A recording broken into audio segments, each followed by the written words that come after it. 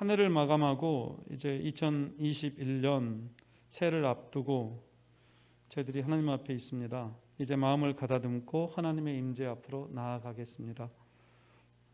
주께서 옛적에 땅에 기초를 놓으셨사오며 하늘도 주의 손으로 지으신 바니이다. 천지는 없어지려니와 주는 영존하시겠고 그것들은 다 옷같이 낡으리니 의복같이 바꾸시면 바뀌려니와 주는 한결같으시고 주의 연대는 무궁하리이다. 아멘.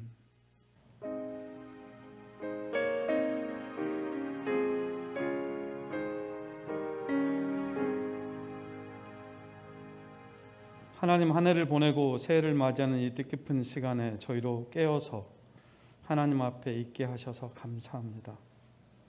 지난 시간들 돌아보면 저희 안에 연약함 있습니다. 허물이 있습니다. 그래서 아쉬움이 있습니다. 하지만 이 시간까지 주의 은혜였음을 감히 고백합니다. 이제 주 앞에서 새로운 결단을 맞이하는 새해는 하나님만 주인 되시고 주님의 뜻에 순종하며 주님과 동행하는 저희의 걸음들이 되게 해 주시옵소서. 주 성령님 강력히 요청합니다. 오시옵소서.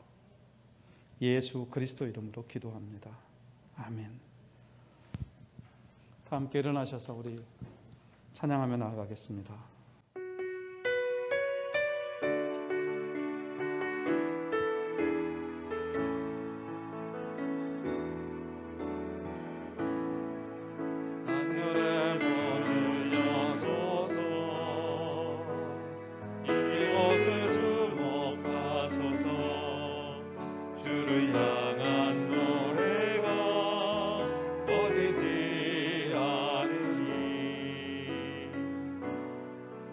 하늘을 열어보소서.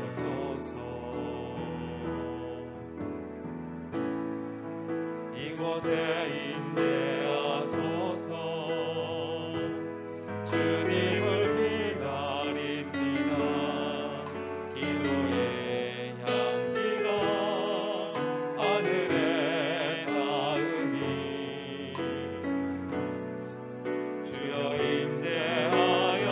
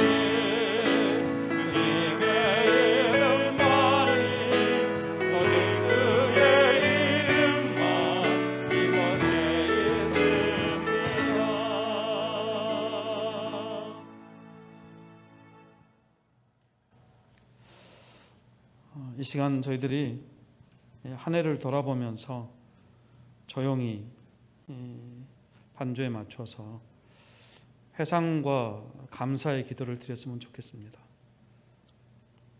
크고 작은 일들이 많고 지금도 여전히 어려움 가운데 있지만 그래도 이 모든 것이 하나님의 수중에 있음을 믿고 감사하며 나아갔으면 좋겠습니다. 그리고 이 기도 끝에 우리 김승현 장로님 저희를 위해서 기도 인도해 주시겠습니다. 기도하시겠습니다.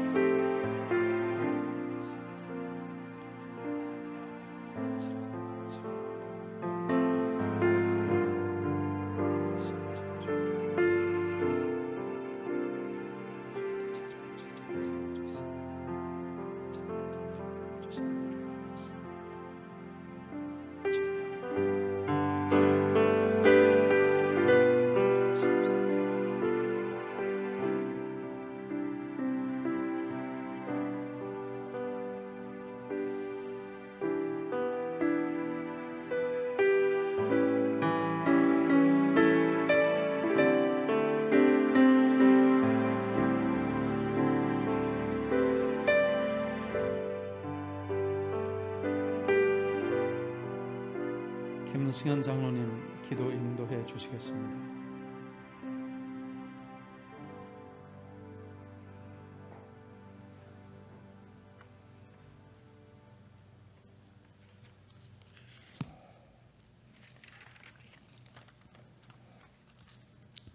우리의 주인 되시고 인류의 모든 역사를 주관하시는 아버지 하나님, 다사다난했던 한 해를 보내고 새해를 맞이하는 이 시간, 부족한 저희들 성구 영신 예배를 주님 앞에 나와 동영상으로 들을 수 있도록 인도하여 주심을 감사드립니다.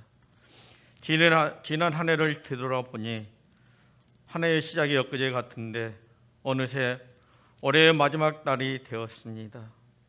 올 한 해도 코로나 질병으로 인하여 힘들고 지치고 쓰러지고 넘어져도 저희들을 늘 붙잡아 이렇게 세워주시고 인도하여 주신 것, 주님의 은혜와 사랑 아니고는 살 수 없었음을 이 시간 고백합니다.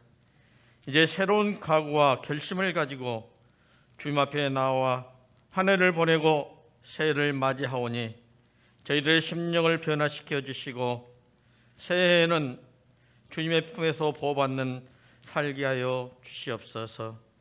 우리의 구원자가 되시는 주님, 밝아오는 새해에는 저희들의 가정과 건강을 지켜주시고 경영하는 사업장이나 직장에서 축복받게 하시고 신수계의 모든 성도들이 주님의 은혜를 충만히 받는 한 해가 되게 인도하여 주옵소서. 폭풍이 불더라도 막다른 골목에 설지라도 주님의 손을 놓지 않게 하옵소서. 새해는 오직 주님만 의지하며 살게 하여 주옵소서.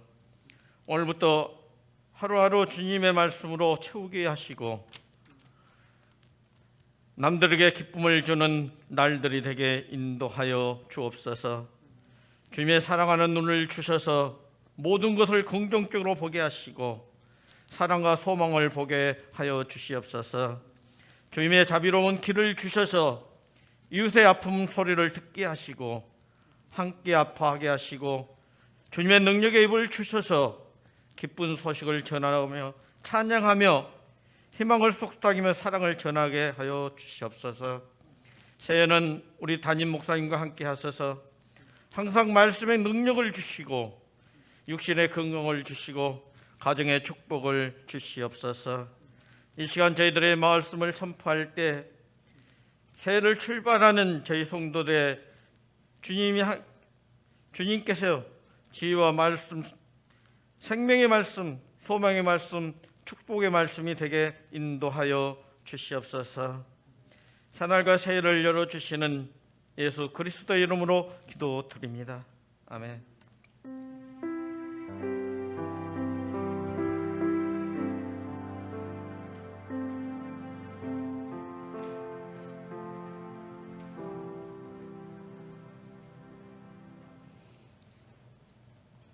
이 시간 함께 성시 교독 새해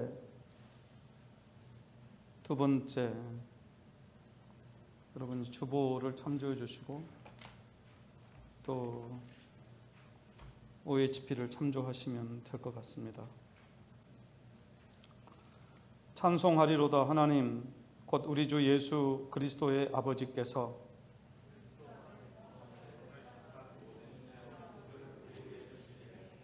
곧 창세전에 그리스도 안에서 우리를 택하사 우리로 사랑 안에서 그 앞에 거룩하고 흠이 없게 하시려고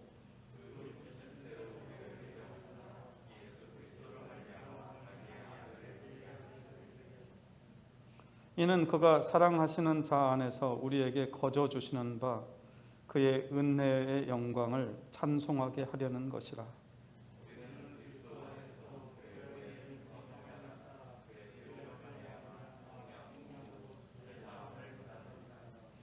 이는 그가 모든 지혜와 총명을 우리에게 넘치게 하사 그 뜻의 비밀을 우리에게 알리신 것이요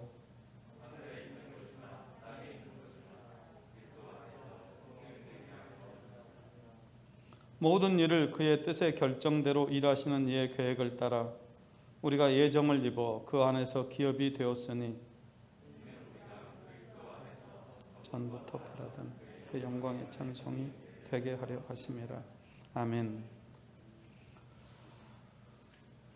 이 시간 저희들이 참회 기도를 드리는 시간을 갖겠습니다.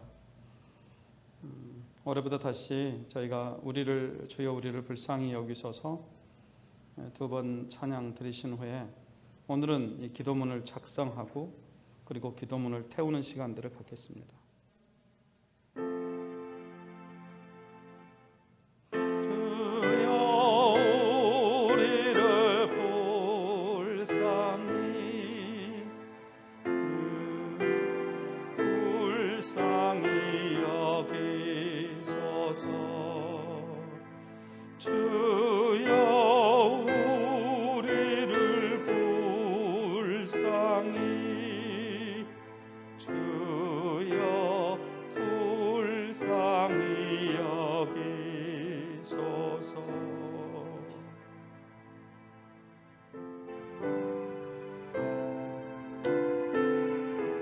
여러분들이 받으신 종이 쪽지를 여러분들이 지금 이제 받으시고 거기에 여러분들이 회개한 죄악들은 기록하지 마시고 아직 해결되지 않은 것들은 낱낱이 기록하는 시간을 갖겠습니다.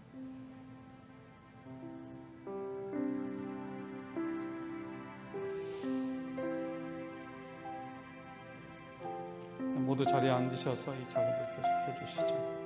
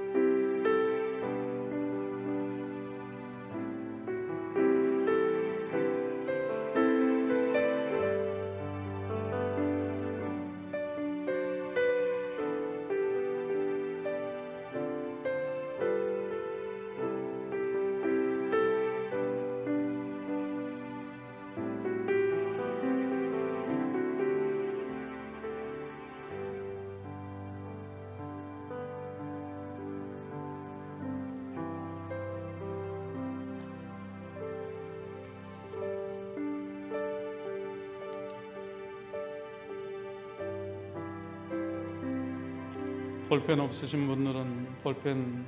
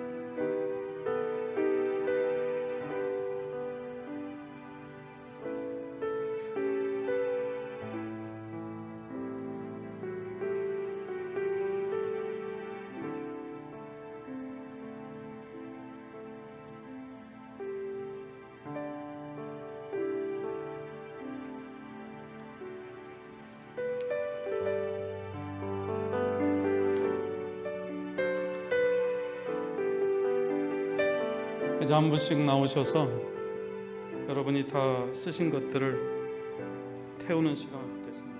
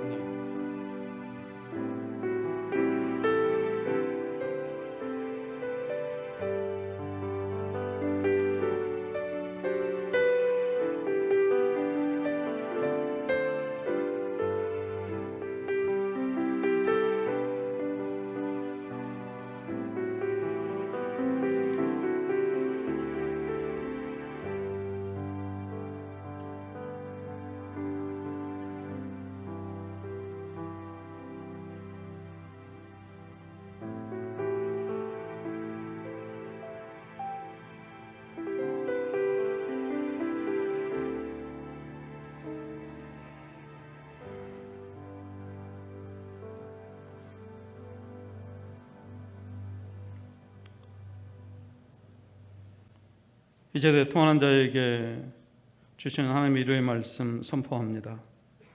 내가 이르기를 내 허물을 여호와께 자복하리라 하고 주께 내 죄를 아뢰고 내 죄악을 숨기지 아니하였더니 곧 주께서 내 죄악을 사하셨나이다. 이로 말미암아 모든 경건한 자는 주를 만날 기회를 얻어서 주께 기도할지라. 진실로 홍수가 범람할지라도 그에게 미치지 못하리이다. 아멘. 이 시간 이제 새해가 되기까지 한 10여 분 정도의 시간이 있습니다. 피아노 반주에 맞추어서 여러분들이 조용히 기도하시겠습니다.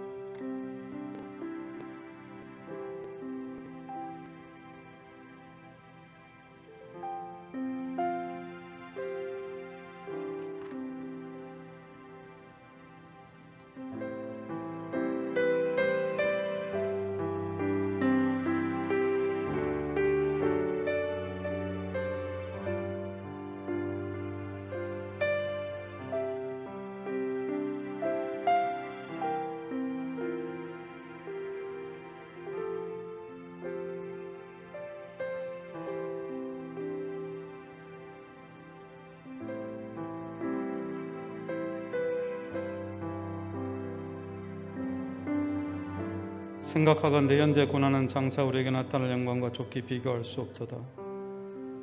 피조물이 고대하는 바는 하나님의 아들들이 나타나는 것이니 피조물이 허무한데 굴복하는 것은 자기 뜻이 아니요 오직 굴복하게 하시는 이로 말미암음이라. 그 바라는 것은 피조물도 썩어짐의 종로로 탐돼서 해방되어 하나님의 자녀들의 영광의 자유에 이르는 것이니라. 피조물이 다 이제까지 함께 탄식하며 함께 고통을 겪고 있는 것을 우리가 아느니라. 그뿐 아니라 또한 우리 주 우리 곧 성령의 처음 익은 열매를 받은 우리까지도 속으로 탄식하여 양자될 것 곧 우리 몸의 속량을 기다리느니라. 우리가 소망으로 구원을 얻었음에 보이는 소망이 소망이 아니니 보는 것을 누가 바라리요. 만일 우리가 보지 못하는 것을 바라면 참음으로 기다릴지니라.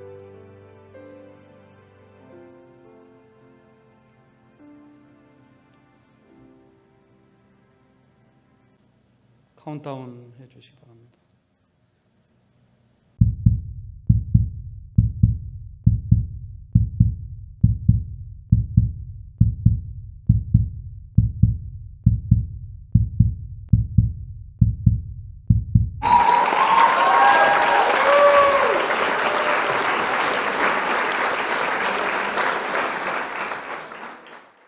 네, 보통은 세상이 열부터 세는데요. 우리는 하나도 안 세고 이렇게 맞이했네요. 자, 우리 서로에게 한번 인사를 나누겠습니다. 네, 새해가 되었습니다. 네, 우리 주님과 동행하는 그런 2021년 되시기를 주님의 이름으로 축복합니다. 네, 혹시 2021년이 무슨 년, 무슨 동물이 상징인지 아십니까? 2021년은 저희 아내가 61년생이기 때문에 신축년입니다. 소의 해입니다. 저희 아내가 소띠라. 그런데 보통 소가 아니라 하얀 소라고 합니다. 어쨌든 여러분, 저희들이 지금 어려운 시절을 살고 있지만 하나님의 위로와 평강을 경험하는, 그래서 감사로 찬양하는 그런 새해, 오히려 정말 위기 때, 어려울 때 하나님의 은혜를 더 많이 경험하고 간증이 넘쳐나는 그런 우리 성도님들과 저희 교회 되시기를 주님의 이름으로 축복합니다. 축복송 우리 함께 부르시면서 서로를 축복하고요. 하나님의 말씀 함께 보겠습니다.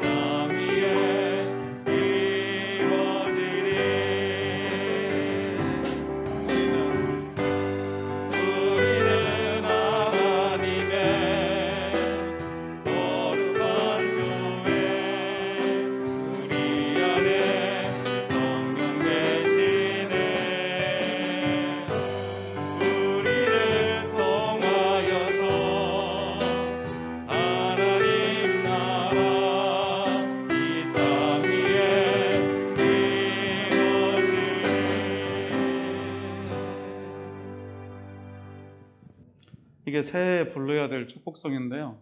그동안 우리한테 보급하지 않고 갑자기 불러서 아마 조금 당황했을 겁니다.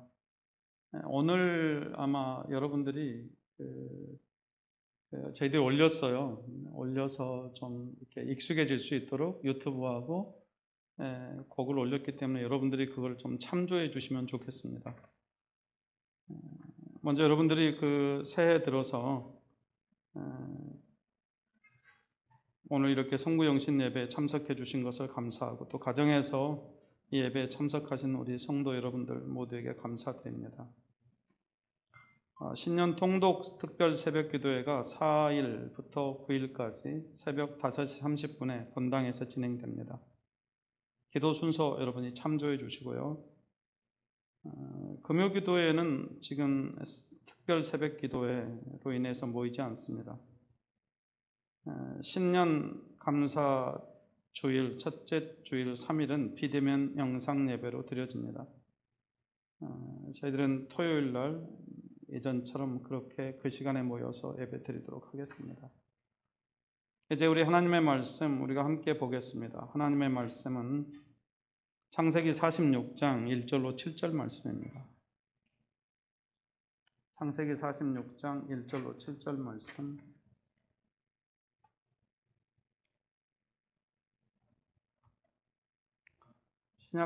구약성경 73쪽입니다. 창세기 46장 1절로 7절 말씀. 우리가 한 절씩 교독하겠습니다. 이스라엘이 모든 소유를 이끌고 떠나 브엘세바에 이르러 그의 아버지 이삭의 하나님께 희생제사를 드리니 그 밤에 하나님이 이상 중에 이스라엘에게 나타나 이르시되 야곱아 야곱아 하시는지라. 야곱이 이르되 내가 여기 있나이다 하며 하나님이 이르시되 나는 하나님이라 내 아버지의 하나님이니 애굽으로 내려가기를 두려워하지 말라. 내가 거기서 너로 큰 민족을 이루게 하리라. 내가 너와 함께 애굽으로 내려가겠고 반드시 너를 인도하여 다시 올라올 것이며 요셉이 그의 손으로 내 눈을 감기리라 하셨더라. 야곱이 브엘세바에서 떠날새 이스라엘의 아들들이 바로가 그를 태우려고 보낸 수레에 자기들의 아버지 야곱과 자기들의 처자들을 태우고 그들의 가축과 가나안 땅에서 얻은 재물을 이끌었으며 야곱과 그의 자손들이 다 함께 애굽으로 갔더라. 함께 읽겠습니다. 이와 같이 야곱이 그 아들들과 손자들과 딸들과 손녀들 곧 그의 모든 자손을 데리고 애굽으로 갔더라. 아멘. 아멘.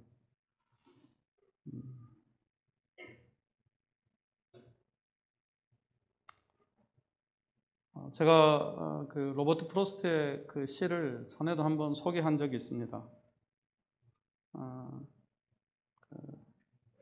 가지 않은 길이라고 그렇게 번역되어진 시죠. 우리에게 잘 알려지고 또 애송되는 그런 시입니다. 전문이 이렇습니다. 노란 숲속에 길이 두 갈래로 나섰습니다. 나는 두 길을 다 가지 못하는 것을 안타깝게 생각하면서 오랫동안 서서 한 길이 굽어 꺾여 내려간 데까지 바라볼 수 있는 데까지 멀리 바라다 보았습니다. 그리고 똑같이 아름다운 다른 길을 택했습니다. 그 길에는 풀이 더 있고 사람이 걸은 좌치가 적어 아마 걸어야 될 길이라고 나는 생각했던 게지요. 그 길을 걸음으로 그 길도 거의 같아질 것이지만 그날 아침 두 길에는 낙엽을 밟은 좌치는 없었습니다. 나는 다음 날을 위하여 한 길은 남겨두었습니다. 길은 길에 연하여 끝없으므로 내가 다시 돌아올 것을 의심하면서 훗날에 나는 어디선가 한숨을 쉬며 이야기할 것입니다. 숲속에 두 갈래 길이 있었다고. 나는 사람이 적게 간 길을 택하였다고. 그리고 그것 때문에 모든 것이 달라졌다고. 로버트 프로스트는 노란 숲속에 길이 두 갈래로 나섰습니다 라는 말로 그의 시를 시작합니다. 이는 그가 지금 인생의 중요한 기로에 서 있다라고 말하고 있는 것입니다. 갈림길이 그렇습니다. 한 가지 길을 선택하면 다른 한 가지 길은 포기할 수밖에 없죠. 하지만 가보지 않은 길에 대한 미련은 누구에게나 있습니다. 그래서 오랫동안 서서 한 길이 굽어 꺾여 내려간 데까지 바라볼 수 있는 데까지 멀리 바라다 보았다. 그렇게 시는 노래하고 있습니다.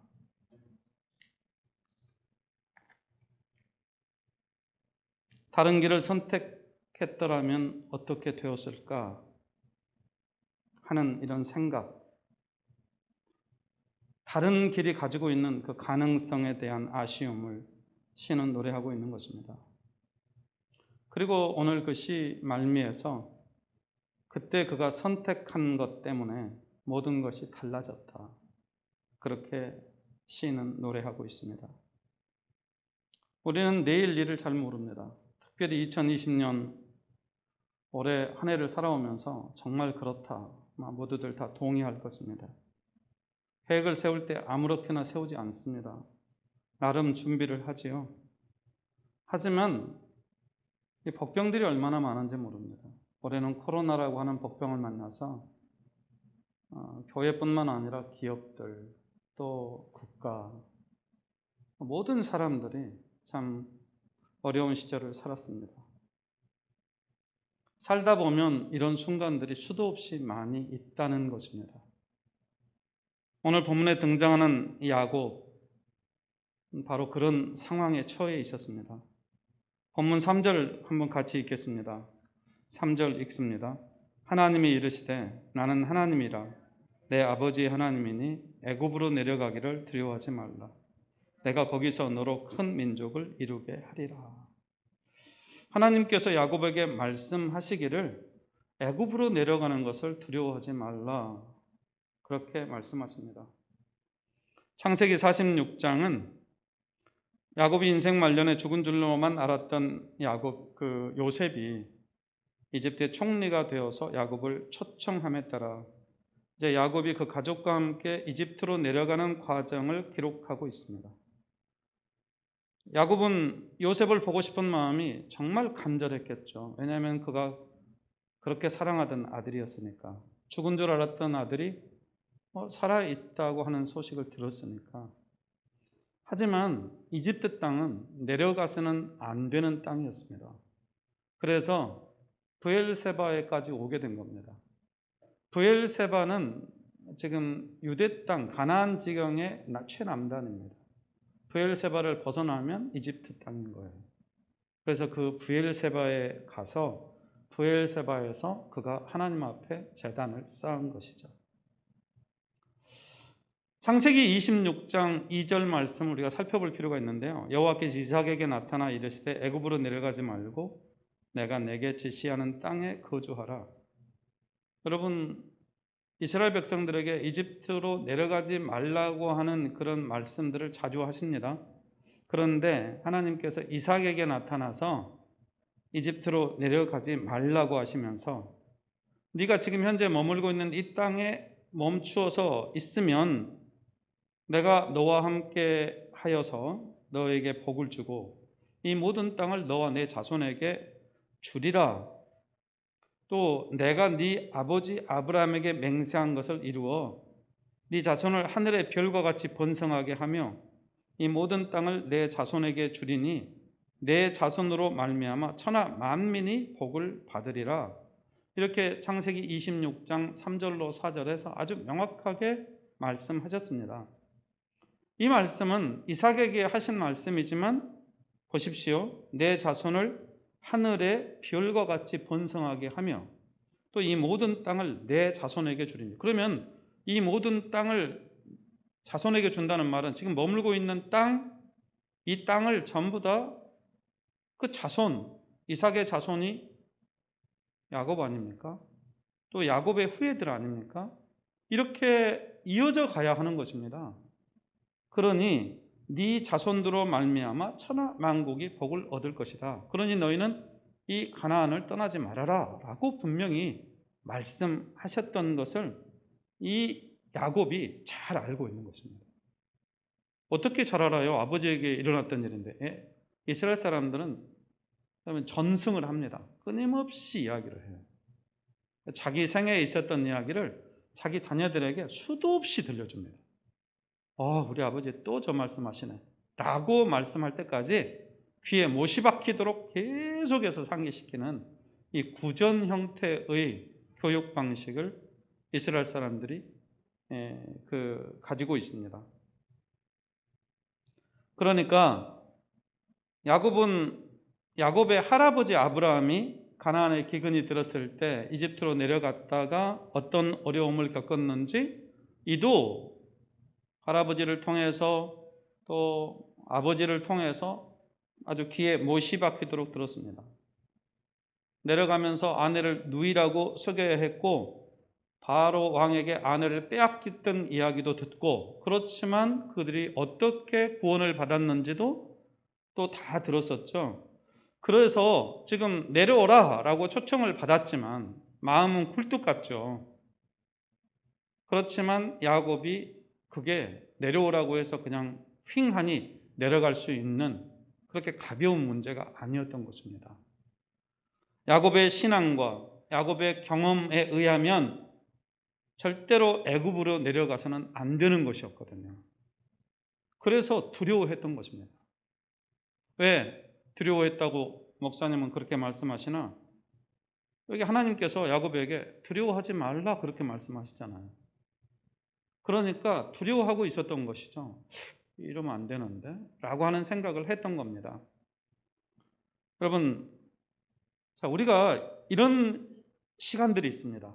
아주 중요한 결정을 내려야 되는데 내가 무엇을 해야 되는 것은 너무나 분명한데 이때 하나님께서 좀 이래라 저래라 말씀해 주시면 얼마나 좋겠습니까? 그렇지 않나요? 여러분들이 중요한 문제를 가지고 하나님 앞에 씨름하고 있을 때 하나님께서 딱 나타나서 재봉아 이래라 그러면 얼마나 쉬워요. 일이 정말 쉽죠. 그런데 우리 하나님이 그렇지 않은 건 아니지만은 모든 매사에 그렇게 말씀하시는 분은 아니십니다. 왜냐하면 기존에 하신 말씀들이 있으니까 그 말씀의 원리를 따라서 살아가라는 것입니다. 그 말씀들을 적용해서 살아가라는 것입니다. 굳이 이 말씀을 또 이렇게 새롭게 해석해야 될 이유가 없으니까 그 말씀으로 충분하다는 겁니다. 그런데 문제는 그 말씀이 있음에도 불구하고 지금 제 상황이 그 말씀을 따라갈 수가 없는 상황에 직면했을 때인 거죠. 지금 야곱처럼. 이런 순간들은 얼마든지 있습니다. 말씀해 주시든지 아니면 우리에게 아주 선명한 기준이 있어가지고 그냥 그 기준을 딱 따라가게 하든지 그러면 일이 쉬워지죠. 그런데 그렇지 않습니다. 하나님께서 만일 그런 식으로 일한다면 우리와 하나님과의 관계가 성숙해질 수가 없죠. 모든 것이 기계적이 되고 여러분 우리 하나님이 우리의 사정들을 헤아려 주지 않으면 우리가 어떻게 그 하나님을 제대로 섬길 수가 있겠습니까? 제가 사실 이제 캐나다에서 온 지 벌써 넘어온 지가 꽤나 되지 않았습니까? 하지만 캐나다에서 살면서 조금 우리하고 다른 것이 있었던 게 뭐냐면 우리가 어떤 문제를 가지고 법원에 설 때가 있습니다. 잘 아는 대로 무슨 벌금 티켓 하나를 가지고도 내든지 아니면 법원에 서든지 둘 중에 하나를 해요. 자기 사정이 억울하다라고 생각하면 법원에 설 수 있어요. 그러면 자기가 왜 그럴 수밖에 없었는지를 이야기를 하면요. 그 판사가 그 사정들을 듣습니다. 들어보고 그럴 수 있다고 생각이 되어지면 그걸 받아들여줘요. 저는 한국 사회에 살면서 그런 경험을 안 해봤기 때문에 이거 참 정말 참 다르다. 여기 사회가. 그냥 어기면 벌금 내리면 되는데 그렇게 하지 않구나. 사정을 헤아려 들어보고 이 불편한 과정을 좀 겪지만 그 사정들이 뭔지를 들어보고 헤아려 주려고 하는구나 라고 하는 생각을 하게 되었습니다. 이 경험이 저한테는 이 캐나다 사회의 이 시스템에 대해서 생각해 보게 만드는 아주 좋은 그런 사례였습니다. 하나님도 그렇습니다. 정해놓고 법을 딱 정해놓고 이거 어기면 그냥 너희들 죽어. 그러면 여러분 그 하나님을 어떻게 저희들이 알아갈 수가 있겠습니까? 죽을 수밖에 없는 형편이지만 하나님은 우리에게 와서 너 왜 그랬니? 라고 질문하시고 또 그때는 제가 이러이러해서 이러했습니다. 라고 말씀하시면 그래 네가 그럴 수도 있겠구나 라고 이런 과정을 거치면서 뭐가 쌓입니까? 경험이 쌓이고 신뢰가 형성되는 거더라고요. 하나님도 우리가 모든 일들을 통해서 그렇게 하나님을 알아가기를 원하시기 때문에 여러분 저와 여러분을 무슨 하나님이 일을 하기 위한 도구로 그냥 기계적으로 불러서 그거 하면은 복 주고 안 하면 그냥 벌 받고 이런 식의 하나님이 아니라고 하는 것이죠. 여러분 저와 여러분이 일보다 중요해요. 하나님에게는. 일이 중요한 게 아니라 저와 여러분이 더 중요한 거예요. 여러분, 이 믿음이 저희에게 꼭 필요한 믿음인 줄 압니다. 하나님을 그렇게 신뢰해야 돼요. 하나님은 어떤 일을 이루시는 것도 중요하지만 그 일을 이룸에 있어서 당사자인 우리를 훨씬 그 일보다 중요하게 여기신다. 여러분, 이 믿음이 생기면 그분을 의지하기가 가능해요. 그분이 좀 어려운 말씀을 하셔도 그래, 저분은 저런 분이니까 내가 저 하나님을 내가 믿어드릴 수가 있지 라고 하는 신뢰가 가능해지는 것이죠. 이런 것들은 여러분 정말 삶의 경험들을 통해서 이루어지는 것입니다. 하나님은 무슨 말이냐? 저와 여러분이 하나님의 사람이 되어가는 것을 훨씬 더 중요하게 여긴다는 말입니다. 어떤 일보다도. 좀 더 자세히 설명하자면 여러분 어떤 일을 저희가 정해진 기한 안에 이렇게 일을 처리합니다. 그런데 일을 정해진 기한 안에 마쳐야 되는데 마치지 못할 때가 있죠. 하면 여러분 건축 어떤 맡겨진 일이 그 시한 안에 딱딱딱 맞춰지면 좋겠지만 그렇지 못할 때 실제로 제가 그 일을 감당하기에 너무 부족하고 연약하다는 것이 정말 깨달아진다면 그 사람이 어떤 태도를 취하겠습니까? 하나님 앞에서 납작 엎드려가지고 하나님 저는 진짜 이 일이 이렇게 이런 기한 안에 마칠 수 있는 그런 능력을 가진 사람이 아닙니다. 저는 그런 능력이 저한테 없는 것 같아요.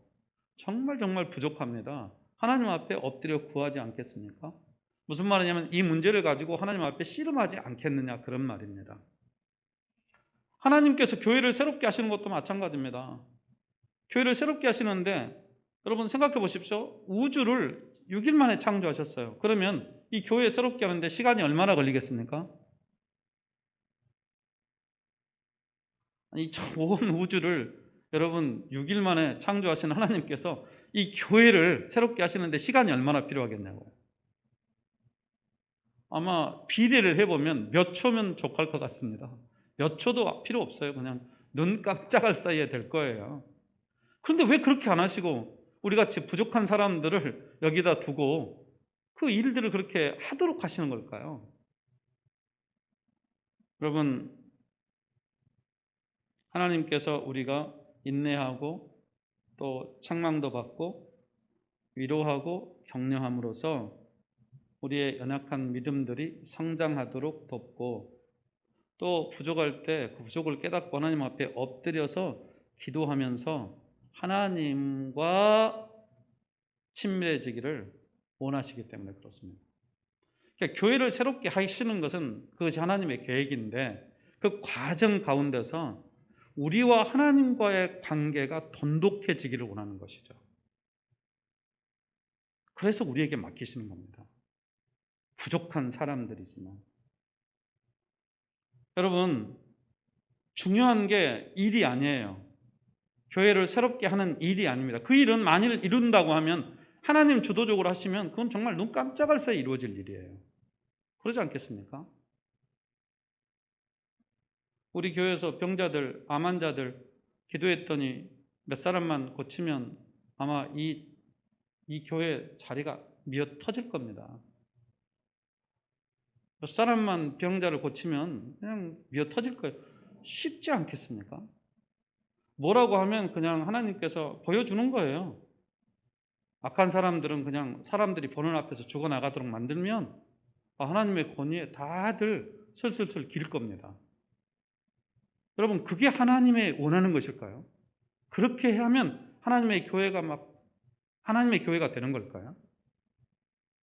왜 하나님은 쉬운 길 놔두고 우리 같이 부족한 자들을 여기에 두셔서 이 부족한 자들로 하여금 하나님의 교회를 이루어 가도록 하게 하는 것일까요? 이유는 말씀드린 대로입니다.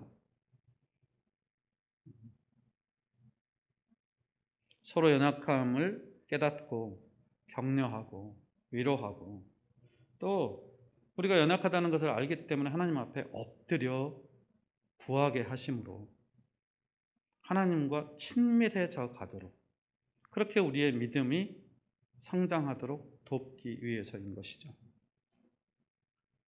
관계가 중요합니다. 친밀감이 중요해요. 그래서 이걸 위해서 아들이 하늘 보좌를 버리고 이 땅에 오시고 또 십자가에서 자신을 내어주시기까지 하셨던 것이죠. 여러분, 우리가 지금 되게 편리한 시대를 살잖아요.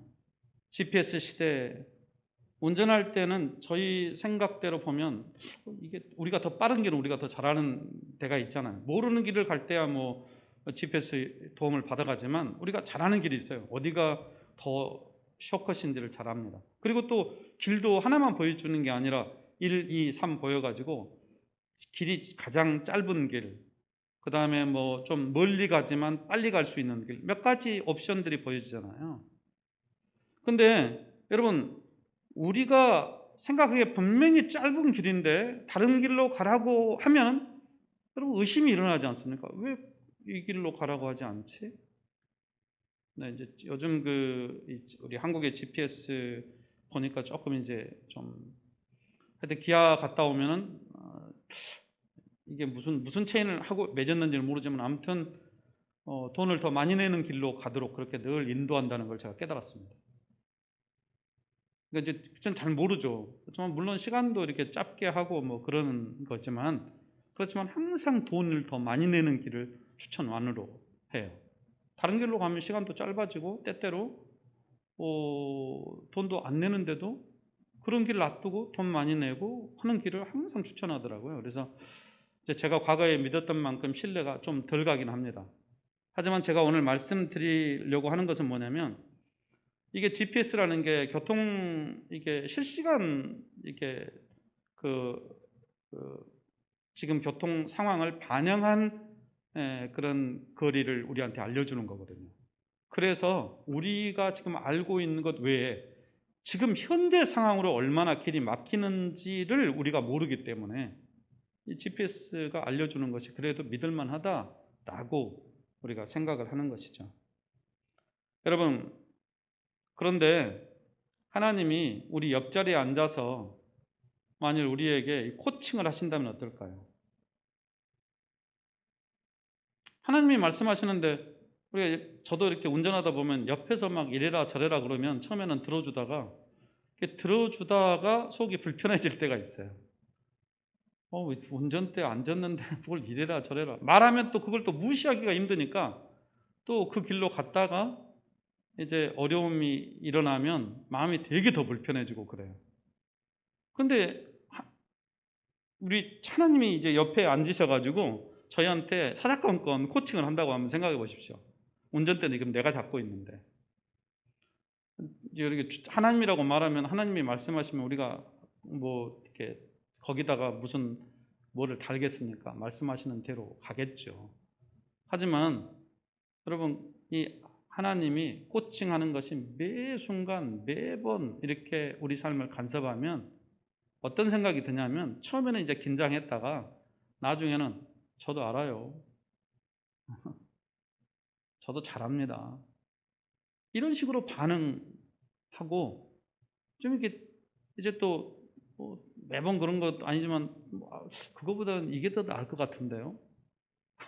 하나님이 말씀하셔도 제 지식을 경험을 앞세워서 그렇게 하나님하고 티격태격 하지 않겠습니까? 그런데 이런 과정들이 사실은 이 티격태격하는 과정을 통해서 하나님과 사귀어지는 것이죠. 그리고 그러면서 이제 하나님의 의도가 읽혀지고요. 여러분, 기도하면서도 그렇지 않습니까? 기도하면서도 갈등이 될 때가 얼마나 많습니까? 응답하지 않으실 때가 많아요. 우리가 요즘 시편 지금 새벽으로 묵상하는데 다윗이 얼마나 답답했으면 하나님 언제까지 얼굴을 숨기시려고 합니까? 얼마나 답답했으면 그런 말을 했겠어요. 하나님, 지금 그렇게 얼굴을 숨기셔야 할 때가 아닙니다. 하나님이 지금 응답해 주셔야 할 때죠. 상황이 저렇게 여유가 있는 상황이 아니라는 겁니다. 근데 하나님은 침묵하실 때가 있거든요. 철저히. 내가 정말 죽게 되었는데 정말 응답이 필요한 시점에 하나님이 침묵하시는 하나님의 침묵의 시간이 있어요. 하지만 성경은 말합니다. 침묵하시는 것 같아도 하나님은 성경에서 응답하지 않으시는 하나님이 아니라 하나님은 응답하시는 하나님이시라. 근데 하나님의 응답을 우리가 알아들을 체리가 없는 거예요. 왜? 지금 목전의 것밖에 보이지 않으니까. 그리고 지금 내가 보는 것밖에는 내가 볼 수가 없으니까. 자, 여러분, 우리가 급한데 너무 느리게 반응할 때 마음이 정말 속이 터지죠. 하지만 이런 과정들이 이렇게 계속 티격태격하고 이런 과정들을 거치면서 뭐가 생기냐면 하나님에 대한 신뢰가 생겨나는 것입니다. 이게 정말 중요한 원리예요. 이집트는 세상을 상징합니다. 그리고 우리가 잘 아는 대로 가나안은 약속의 땅이죠. 당연히 약속의 땅이니까 떠나서는 안 됩니다. 야곱은 그렇게 알고 있었습니다. 그래서 그가 한 일이 있습니다. 오늘 본문 1절에 보면 1절 한번 같이 한번 볼까요? 여러분 1절 같이 한번 읽겠습니다. 이스라엘이 모든 소유를 이끌고 떠나 브엘세바에 이르러 그의 아버지 이삭의 하나님께 희생 제사를 드리니. 그가 지금 하나님 앞에 희생 제사를 드렸다고 한 것입니다. 예배를 드렸다? 뭐 했다는 것입니까? 하나님께 질문했다는 것이죠.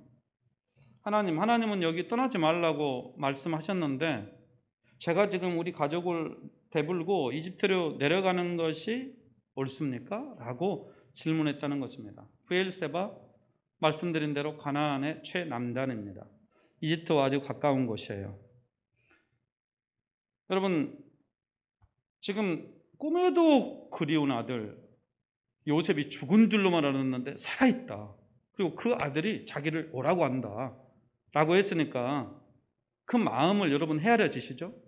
진짜 굴뚝 같았을 거예요.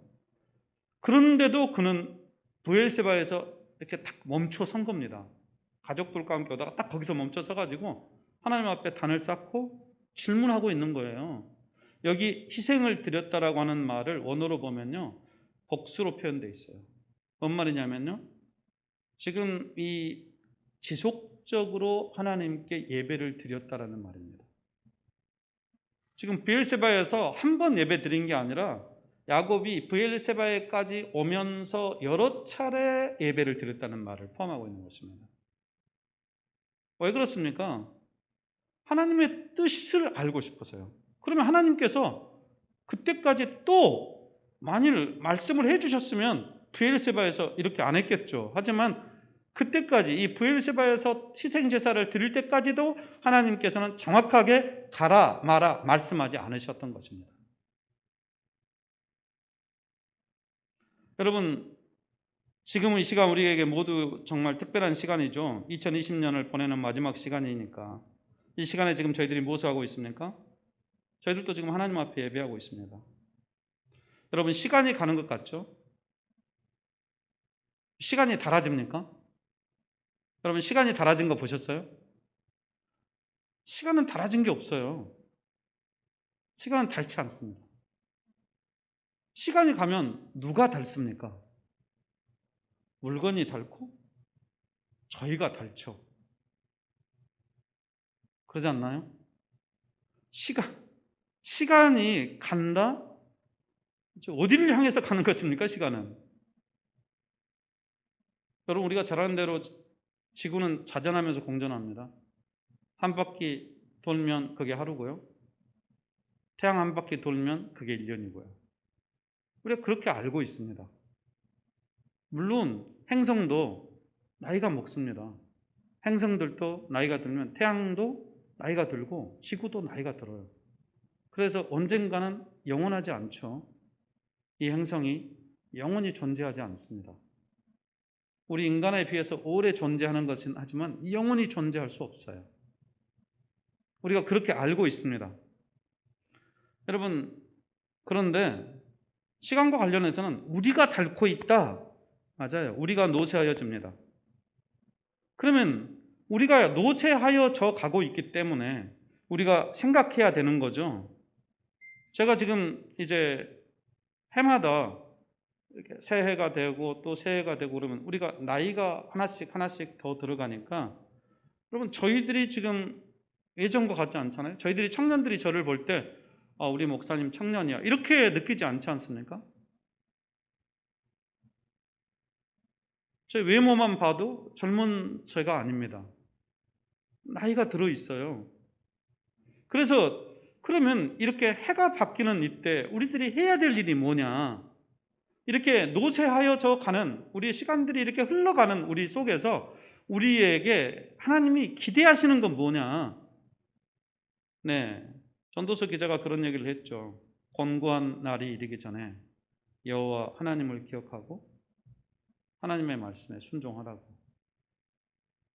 야곱은 하나님의 뜻을 확인하기 위해서 지금 계속해서 희생 제사를 드렸던 것입니다.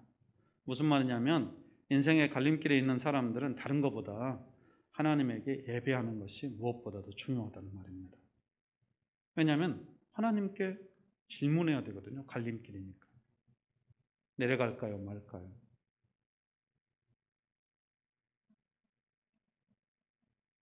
여러분 예배라고 하는 것은요. 신학적으로는 하나님의 부름에 대해서 우리가 응답하는 그 과정입니다. 근데 하나님이 하나님의 뜻과 계획에 우리 자신을 내어드리는 사람. 그러면 그러려면 자기를 부인해야죠. 자기를 이렇게 포기해야 되겠죠. 이게 바로 예배 속에 들어있는 내용입니다. 창세기 기자가 야곱이 지금 그런 예배를 브엘세바에서 드렸다라고 말하고 있는 것이죠. 여러분 한자로 바를 정자는요. 한일자의 그칠지로 이루어져 있습니다.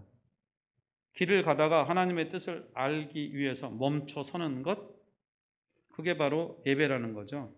하나님의 GPS, 하나님은요, 우리가 지금 가지고 있는 GPS보다 더 정확하신 분이세요. 저희의 갈 길을 아시고 그것을 예비하시는 분이십니다. 그래서 그분이 가라고 하실 때 이제 내 경험도 내려놓고 내 지식도 내려놓는 것. 그분이 가라고 명령하시는데도 이거 아닌데요? 베드로가 하늘에서 보자기가 내려왔습니다. 그리고는 먹을 수 없는 것들이 가득했습니다. 먹으라 그러니까 베드로가 뭐라고 합니까? 하나님, 저는 이런 것들을 먹어본 적도 없고요. 이거 성경에서 먹지 말라고 한 것들인데 저는 이제까지 한 번도 먹은 적이 없습니다. 그래서 또 내려왔습니다. 먹어라. 내가 정하게 한 것을 네가 부정하다고 하느냐 이렇게 말씀했습니다. 여러분 한번 생각해 보십시오. 성경에는 부정한 것들을 먹으라고 하면 이거는 우리가 들을 때 이거 먹을 수 없는 음식인데 이건 우리가 성경에 분명히 이렇게 기록되어 있는 것인데 먹어서는 안 되는 건데 그러면 지금 이 환상이 어디로부터 오는 거야? 이거 사단이 나를 속이려고 하는 것이야? 여러분 그런 생각 들지 않겠습니까? 근데 그러고 있을 때 문을 두드렸습니다. 그리고는 이방인이 그를 초청하는 것입니다. 어떻게 해야 됩니까? 그때서야 비로소 알게 된 거죠. 만일 이 환상이 없었다면 베드로가 이방인이 자기를 고넬료가 초청했을 때 갈 수 없었을 것입니다. 따라갈 수 없었어요. 절대로 그렇게 갈 수 없죠. 유대인들이 이방인과 접촉할 수 없었습니다. 그런데 하나님께서 이미 환상을 통해서 먹을 수 없는 것들을 먹으라고 한 것이 무엇인지를 비로소 깨닫게 된 거죠. 그리고는 따라가지 않습니까? 갔더니 준비된 사람들이 있었고 하나님의 역사가 베드로를 통해서 이루어졌습니다. 여러분 갈림길에 서면 오늘 야곱처럼 내 지식도 내려놔야 합니다. 야곱이 지식이 없었더라면 이런 제사를 드리지도 않았겠죠. 지금 애굽으로 내려가서는 안 된다라고 하는 그 이야기를 귀에 못이 박히도록 듣고 있어서 알아요. 그러니까 지금 주저하고 있는 것입니다. 두려워하고 있는 것입니다. 정말 하나님 한번 봐주세요 이러고 내려갈 수 있는데 그러지 못하는 거예요. 잠시 내려가는 것이 아니기 때문에. 여러분 이런 모든 것들을 다 내려두고 하나님의 뜻을 물을 수 있는 정말 그런 마음가짐이 중요한 거죠. 자기 포지션을 정하고 하나님의 뜻을 묻는 것이 아니라 다 내려두고 경험과 지식도 다 내려두고. 여러분 저와 여러분들이 하나님 앞에서 이런 자세로 예배하는 자가 되기를 주님의 이름으로 축복합니다. 하나님은 하나님의 뜻을 구하는 야곱에게 세 가지를 약속하시죠. 46장 3절로 4절 같이 한번 읽어볼까요? 같이 읽겠습니다. 하나님이 이르시되 나는 하나님이라 내 아버지의 하나님이니 애굽으로 내려가기를 두려워하지 말라. 내가 거기서 너로 큰 민족을 이루게 하리라. 내가 너와 함께 애굽으로 내려가겠고 반드시 너를 인도하여 다시 올라올 것이며 요셉이 그의 손으로 내 눈을 감기리라 하셨더라. 자, 말씀 요약해 보겠습니다. 첫 번째 뭐라고 말씀하셨습니까? 이집트로 내려가는 것 두려워하지 말라. 거기서 큰 민족을 이루겠다. 이집트 절대 내려가면 안 된다고 그랬는데 지금은 또 내려가래요. 내려가가지고 거기서 큰 민족을 내려가는 것만 아니라 아주 거기서 큰 민족을 이루겠다고 하십니다. 두 번째는 뭡니까? 자, 하나님께서 너와 함께 내려가겠다. 그래서 반드시 너를 다시 데리고 오겠다. 여러분, 이게 몇 년 걸립니까? 400년, 430년이에요. 지금 야곱이 가족들을 데리고 내려가서 다시 출애굽할 때까지 살았던 세월이 400년, 430년. 여러분, 고려 왕조가 450년입니다. 얼마나 긴 시간입니까? 그렇지만 시간이 중요하지 않죠? 하나님이 말씀대로 출애굽시키시잖아요. 네. 세 번째, 너는 요셉이 내 눈을 감기리라고 말씀하심으로써 그의 말년이 어떻게 될 거라는 것입니다. 여러분, 누가 내 눈을 감겨준다는 것은 편안히 죽는다는 말입니다. 비록 지금 네가 이집트로 내려가도 너 죽으면 편안할 거다. 왜냐하면 이것이 지금 내 계획이니까 라고 말씀하신 거예요. 자, 근데 여기서 질문이 생겨요. 왜 가나안이 아니라 이집트였을까? 여러분, 이제 이때 우리들이 중요한 게 뭐냐면 신앙인에게는 물리적 공간이 중요하지 않다는 겁니다. 한번 생각해 보십시오. 가나안이 도대체 이집트하고 뭐 다를 게 뭐가 있습니까? 가나안이 종교적으로 거룩한 곳입니까? 여러분, 가나안 땅에 사는 사람들이 얼마나 이방 신들을 섬겼는데요. 문화도 앞장서서 있습니다. 그러니까 문화가 앞장서고 이방 문화를 섬기고 또 우상들을 많이 섬기고, 그래서 내내 그 가나안 정복한 후에도 이스라엘 민족들이 그 우상 숭배 문제 때문에 얼마나 시달립니까? 그러니 무슨 가나안이 이집트하고 뭐 다를 게 있겠어요? 생각해 보십시오. 이런 땅으로 가서 살게 하시려고 하나님이 가나안으로 데려가신가? 여러분, 우리는 가나안을 어떤 특별한 땅으로 이해를 하려고 하는데 그렇지 않다는 것입니다. 그건 물리적 공간이 아니에요. 도대체 하나님께서 가나안에서 기대하시는 건 뭘까? 삶의 방식입니다. 이집트라고 하는 것이 뭘까? 삶의 방식입니다. 이집트는 세상을 대변하는 삶의 방식. 가나안은 이제 하나님의 백성이 광야길을 지내면서 하나님의 백성으로 살아가도록 훈련을 받아서 이제 가나안에서 그 삶을 살아내야 했던 그런 곳이었던 것이죠. 물리적 공간이 아니라 삶의 방식의 문제였어요. 여러분, 저희도 마찬가지 아닙니까? 어떤 사람들은 어떤 공간을 엄청 중요하게 여기는데 아닙니다. 여러분, 하나님이 함께 하시면 그곳이 하늘나라입니다. 여러분의 가정이 하나님 나라예요. 하나님이 함께 하시면. 그렇지만 하나님과 함께 하지 않으면 그곳이 어디가 되겠습니까? 이집트가 되겠죠. 그것이 지옥이 되겠죠. 물론 물리적으로 지옥도 있고 천국도 있습니다. 하지만 지옥과 천국의 차이가 무엇입니까? 하나님이 계시고 계시지 않은 곳의 차이입니다. 하나님이 안 계시면 지옥이 되는 거죠.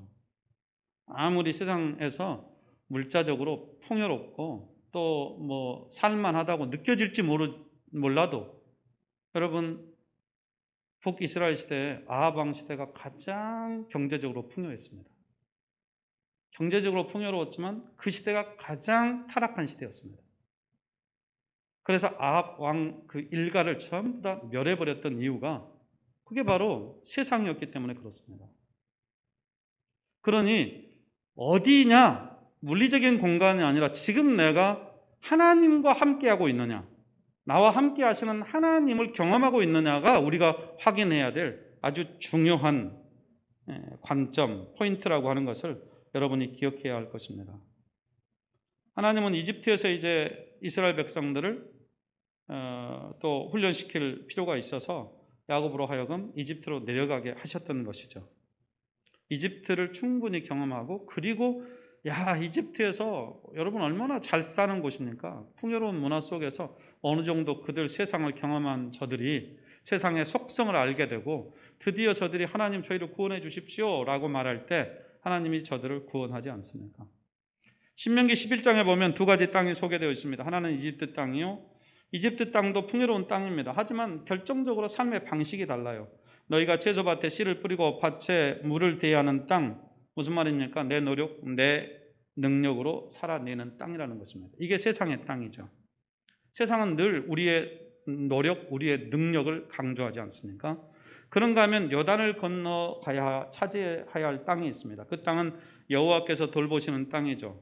여호와의 눈이 한 해를 시작할 때부터 끝날 무렵까지 그 땅 위에 있다고 말씀하십니다. 이것 삶의 방식이에요. 여호와를 전적으로 의지해야만 살 수 있는 그런 땅이죠. 하나님을 사랑하고 그분을 마음과 영혼으로 섬기면서 신실하게 순종하면 하나님께서 때를 따라 이른 비와 늦은 비를 내려주셔서 곡식과 새 포도주의 기름을 거두게 하시고 서두를 위해서도 들판에 풀이 많이 나게 하실 것이라고 약속하신 땅. 그러니까 신명기 11장이 말하는 땅은 이집트 땅, 가나안 땅입니다. 그런데 우리가 이 말씀을 오해하는 것은, 여러분 사실 신명기 11장이 말하는 땅은 이집트 땅도 아니고 가나안 땅도 아니에요. 말하고자 하는 것은 삶의 방식을 말하고 싶은 것입니다. 세상에는 하나님을 의지하며 살아가는 사람들이 있는가 하면 자신을 의지하고 살아가는 사람들이 있다는 것입니다. 비슷해 보이지만 삶의 질이 다르다. 풍족하지만 종으로 살아야 하는 삶이 있고, 참 자유를 누리면서 하나님이 주시는 생명을 누리며 사는 삶이 있다. 이렇게 하나님은 말씀하시는 것입니다. 자, 그러면 하나님의 관심이 뭘까? 가나안 땅에서, 여러분, 가나안 땅에서 사는 것이 하나님의 관심일까? 아닙니다, 여러분. 가나안 땅이나 무슨 이집트 땅이 무슨 차이가 있겠습니까? 가나안 땅에서 살아가기에 합당한 사람이 되는 것이 하나님의 관심사입니다. 가나안은 젖과 꿀이 흐르는 땅이 아니에요. 그럼에도 젖과 꿀이 흐른다고 그렇게 표현했던 이유가 무엇입니까? 하나님하고 친밀한 관계 가운데 있으면 그 땅에서 그들은 그런 풍요를 경험하게 될 것이기 때문에 그렇습니다. 하나님의 은혜를 경험하게 될 것이기 때문에 그래요. 여러분, 전쟁사를 우리가 잘 알지 않습니까? 실제로 가나안 땅에 정탐 들어갔던 사람들은 포도 한 송이를 둘이가 메고 가는 것을 보았습니다. 그러니까 엄청나게 풍요로운 땅이라는 걸 알 수 있습니다. 그런데 실제로 그 땅에 들어가서 여러분 어땠었습니까? 지금도 이스라엘 갔다 온 사람들 보십시오. 이스라엘 얼마나 척박합니까? 그런데 하나님이 함께 하시면 그곳이 살만한 땅이 됩니다. 풍요를 진짜 누릴 수 있는 땅이 되고요, 하나님의 보호 가운데서 살아가게 되는 그런 삶을 살게 된다는 것이죠. 여러분, 출애굽 과정을 보아도 출애굽한 이스라엘 이집트에서 나와서 가나안으로 바로 들어간 것이 아닙니다. 광야에서 훈련받지 않습니까? 가나안과 전쟁에서 이기기 위해서 이 광야 생활할 때 군사훈련 받은 것도 없습니다. 이스라엘이 광야에서 했던 것은 딱 한 가지입니다. 하나님과 동행하는 것을 배웠습니다. 하나님이 멈춰서라고 하면 멈춰서고요, 하나님이 가라 하면 가는 거, 그거 배웠어요. 자기 마음대로 가지 못했습니다. 하나님이 가라 그래야 갔죠. 이 훈련을 40년이나 배웠어요. 그럼 뭐 특별한 훈련, 게릴라 훈련 이런 거 받지 않았습니다. 뭐 이렇게 특수전 훈련 이런 거 받지 않았어요. 하나님 의지하고 하나님의 말씀에 순종하는 훈련만 40년 배운 것입니다. 그래서 그 40년이라는 세월이 옛날로 말하면 두 세대거든요. 20년을 한 세대로 쳐요. 20년을. 그러면 두 세대 동안 계속해서 배운 게 뭐냐면 하나님 말씀에 훈련하는 거예요. 하나님 의지하는 훈련이에요. 왜 그렇습니까? 가나안에서 하나님이 기대하시는 삶이 그거라는 겁니다. 가나안에 가서 살아야 할 사람들이 다른 거 살 게 아니에요. 하나님 의지하고 하나님 말씀에 순종하는 거예요. 여러분, 2020년 우리가 진짜 다사다난했던 한 해였습니다. 자연재해 있었습니다. 코로나로 정말 지금까지도 어렵습니다. 내년도 이제 백신을 맞기 시작했고 또 백신도 뭐 유럽에서는 다 맞겠다고 그러더니 정작 백신이 나오니까 또 안 맞겠다고 하는 사람들이 많아서 백신의 효과를 기대하기가 참 쉽지 않은 그런 문제들이 발생하고 있습니다. 왜냐하면 아직 안전성이 답보되지 않은 상태에서 맞지 못하겠다 그런 거죠. 믿지 못하겠다는 거죠. 그래서 지금 이제 우리나라도 뭐 확보는 했지만 시간이 또 뭐 이렇게 순위가 있잖아요. 의사들 먼저 맞고 뭐 순위가 있어요. 이렇게 그 119 사람들 먼저 맞고 또 그 아주 직접적인 종사자들이 먼저 맞고 그리고 보통 사람들 가운데 이제 이렇게 순차적으로 맞게 될 겁니다. 급한 사람들도 맞고 이렇게 시간이 좀 소요될 거예요. 근데 그것의 효과나 그것의 문제에 대해서는 정확하게 우리들이 아직 검증이 다 된 건 아니에요. 워낙 상황이 급하니까 지금 뭐 하여튼 빨리빨리 해서 나오게 된 것을 지금 진행하고 있는 거 아닙니까?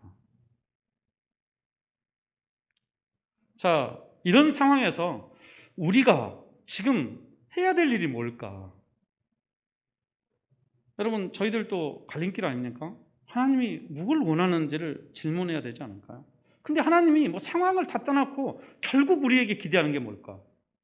하나님을 신뢰하고 하나님의 말씀에 순종하기를 기대한다는 것입니다. 우리한테는 그게 너무나 명백하다는 거예요. 근데 하나님의 말씀에 순종하기가 쉽지 않은 겁니다. 경험과 지식이 있으니까. 근데 이런 것들을 다 내려놓을 수가 있느냐? 자, 야곱이 희생제사를 드렸더니 그 밤에 하나님께서 그 밤에 나타나셔서 야곱의 이름을 부르죠. 야곱아 야곱아.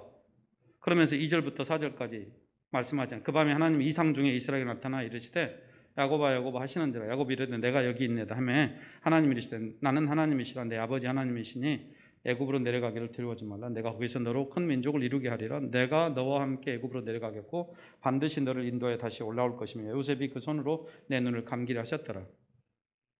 여러분, 하나님께서 야곱의 이름을 부른 뒤에 약속을 주시죠. 그의 진정성이 하나님 앞에 들려졌다는 것입니다.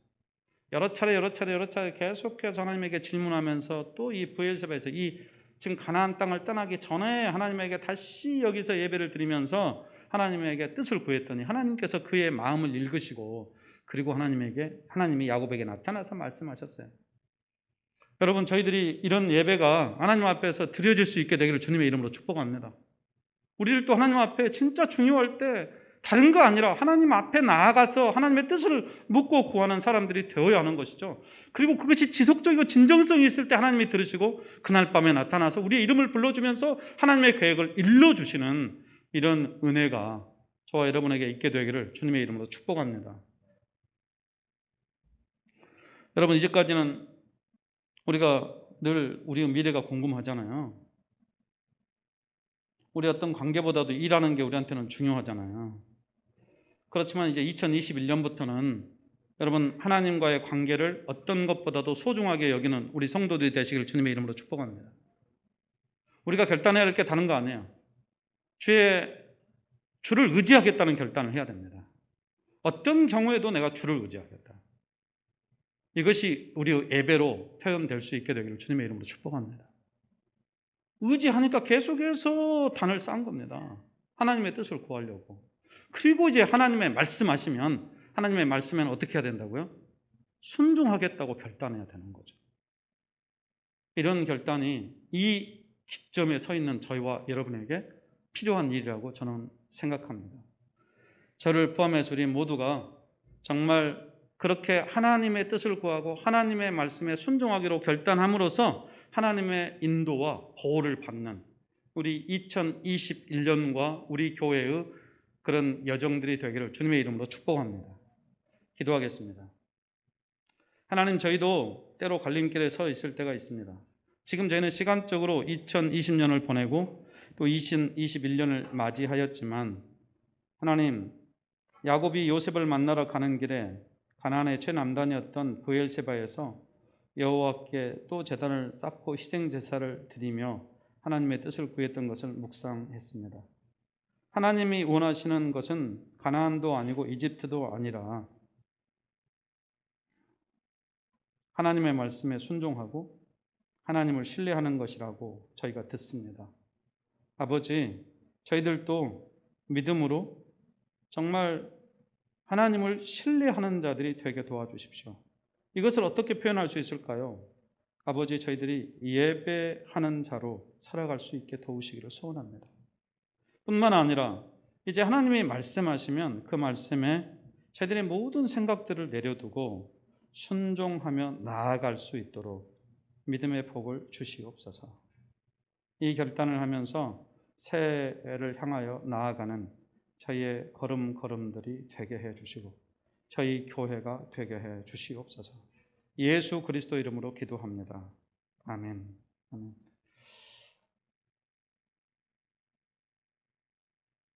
찬송가 552장 아침 해가 돋을 때 1절만 찬양하겠습니다.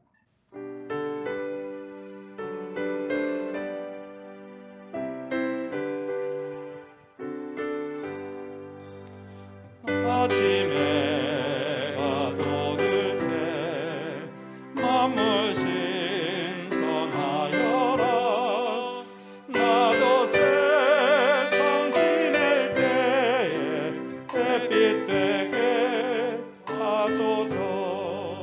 주여 나를 도우사 세월 호송 안고서 어두운 세상 지낼 때 햇빛 되게 하소서.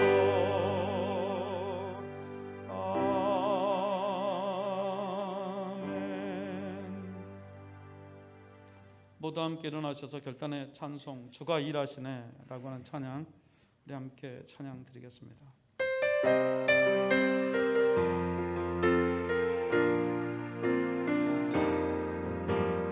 저물어 갈 때 힘들에서 걸을래. 그때가 하나님의 때. 힘으로 안 될 때 손으로 걸을래. 내가 고백해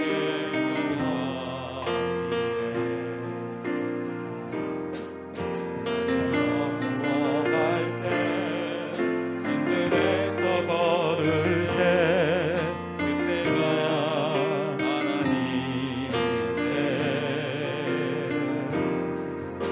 힘으로 안 될 때 빈손으로 걸을 때 내가 고백해 여호와.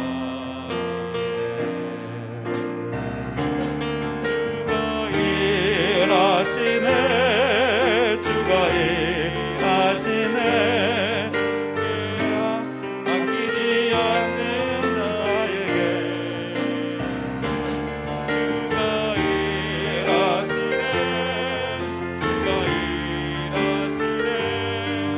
신뢰하며 걷는 자에게. 우리 모인 곳에 우리 모인 이곳에 주님 함께 계시네. 우리네 아버지네. 저녁과 물고기 내 모든 걸 드릴래. 모두 고백해 여호와. 주가 일하시네. 주가 일하시네. 주가 일하시네. 아끼지 않는 자에게 주가 일하시네. 주가 일하시네. 신뢰하며 걷는 자에게.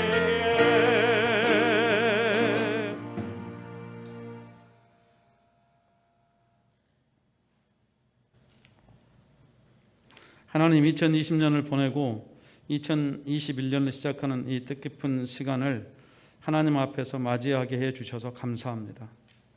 무엇보다 뜻하지 않은 코로나로 인해서 어려움이 많았던 한 해, 자연재해도 유독 많았던 한 해를 보내고 그렇지만 이 모든 것이 하나님의 은혜였음을 고백하면서 겸손히 엎드려 주께 간구합니다. 하나님, 저희의 눈을 열어 주님이 행하시는 일들을 보게 해 주시옵소서. 무엇보다 하나님을 예배하는 예배자로 세워주시고 하나님의 은혜를 기대하게 하시며 약속을 붙들고 하나님과 동행하기 원하는 주의 백성들이 주님의 은혜를 사모하며 하나님 앞에 있습니다.